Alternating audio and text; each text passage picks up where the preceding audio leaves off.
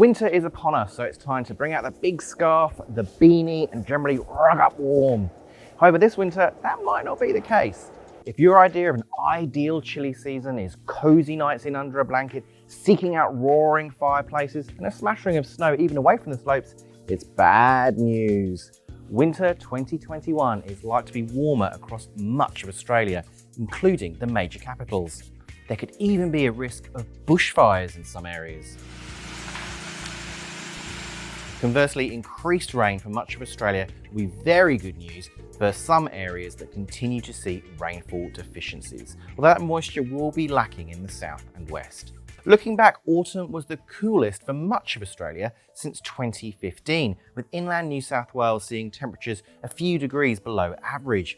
It was wet too, wasn't it? With New South Wales and southern Queensland seeing those deadly and devastating floods. New South Wales had its second wettest March on record.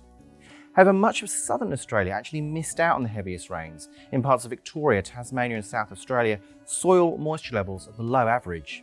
La Nina, which helped drench much of the east, is now way back in the rear view mirror.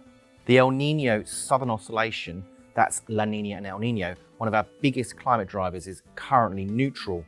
Now, temperature-wise, winter is likely to be warmer than usual for northern Australia, southern WA, populated SA, Victoria, Tasmania, and much of coastal New South Wales. Elsewhere, including Queensland and inland areas, winter temperatures should be around average. It's unlikely that mercury will plummet hugely overnight either. Just about the entire country can expect warmer than average minimums. A notable aspect of this winter is the warmer ocean temperatures to Australia's north.